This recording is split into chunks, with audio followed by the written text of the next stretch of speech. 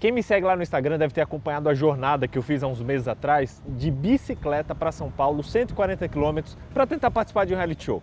Essa viagem rendeu muitas histórias, muitos aprendizados e já eu vou compartilhar alguns deles com vocês. Bora lá!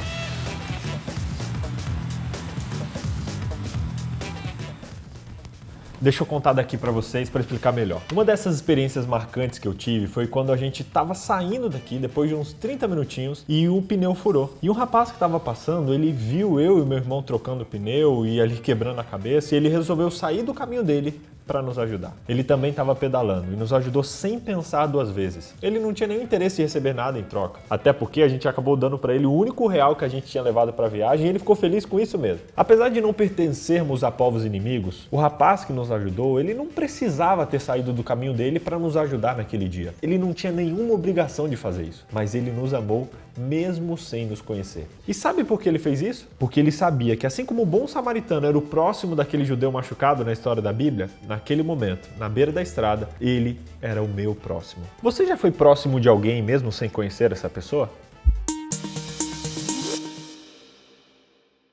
Assim como o amor é a base da criação e da redenção, ele também é a base da verdadeira educação, que é o que a gente está estudando nesse trimestre. Foi por isso, inclusive, que Jesus contou a parábola do bom samaritano, para mostrar aos judeus que qualquer pessoa que precisasse de ajuda era o seu próximo. Os judeus tinham dificuldade em reconhecer como próximo não apenas pessoas de outros povos, mas também pessoas até do seu próprio povo. Eles relutavam em ajudar pessoas de classes sociais diferentes. Eles acreditavam que até mesmo o contato com multidões ignorantes e descuidadas causava contaminação. Resumindo, quase todo mundo era imundo para os religiosos daquela época. Infelizmente, isso não é coisa do passado. Muitos cristãos hoje se acham melhores do que as pessoas que não compartilham a mesma crença e acabam agindo com uma espécie de superioridade diante dessas pessoas. Eles agem como os judeus dos tempos de Cristo.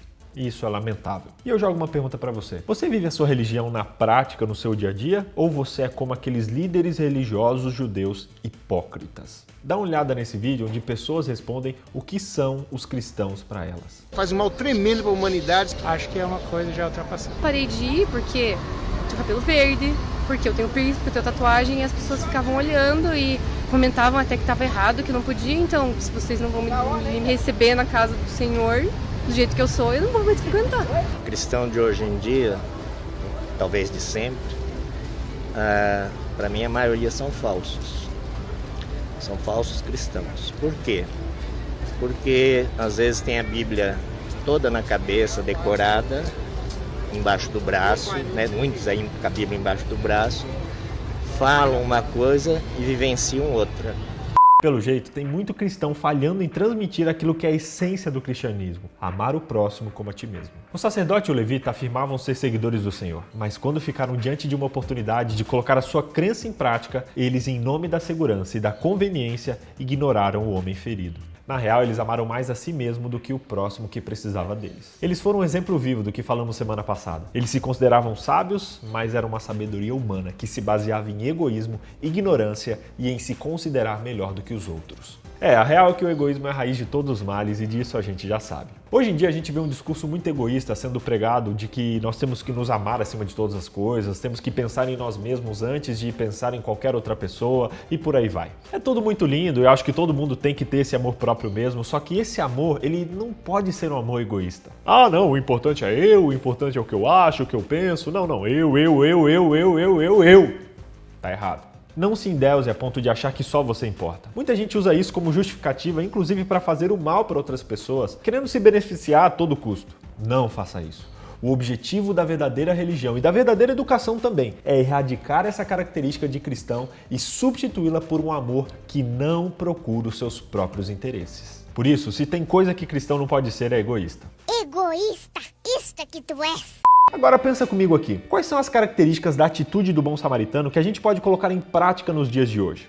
Coloca aqui nos comentários. Para ajudar você, eu vou citar algumas que me vêm à mente. Primeiro, socorrer a quem precisa. O samaritano parou, ele checou o que estava acontecendo e ajudou. Hoje em dia, muitas pessoas estão preocupadas em filmar a situação, em mostrar o que está acontecendo, em se aparecer, mais mesmo até do que ajudar. Se naquela época existisse smartphone, com certeza que o levita e o sacerdote teriam registrado a vítima para mandar para o grupo da família ou para vender para um jornal judeu. O segundo ponto é compaixão desinteressada. O bom samaritano ele fez o que fez sem se preocupar em checar se aquele homem era um judeu ou quem ele era. Ele ajudou como se fosse um seu irmão. Ele ajudou sem olhar quem ele estava ajudando. Ele não ficou preocupado nem mesmo com o dinheiro que ele ia gastar e nem sequer se ele estava colocando em risco a sua segurança. Ele não sabia quem era aquele homem, mas mesmo assim, mesmo correndo risco, ele ajudou. Ele não sabia porque aquele homem estava ferido e ele poderia estar ferido com justa causa ou talvez ser o vilão da história. Ele não se importou. Ele simplesmente parou e ajudou. Tudo que ele considerou foi a necessidade e o sofrimento daquele homem. A religião que não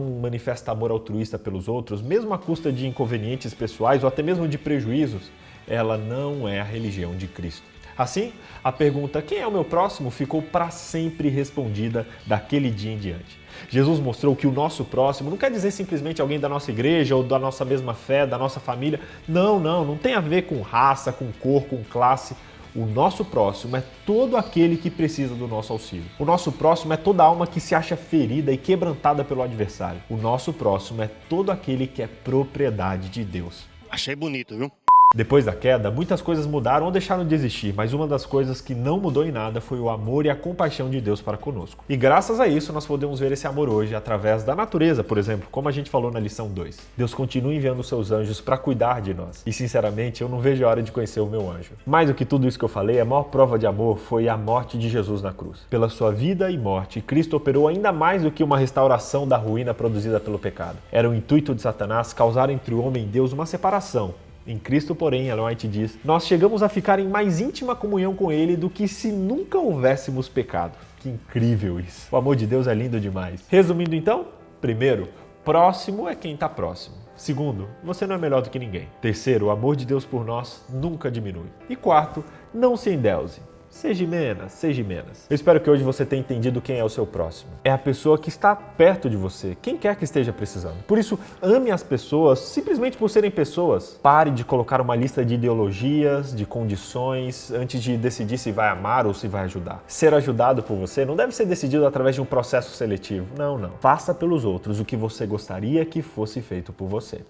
Pronto. Com classes sociais diferentes, acreditando até que o contato com multidões ignorantes e descuidados...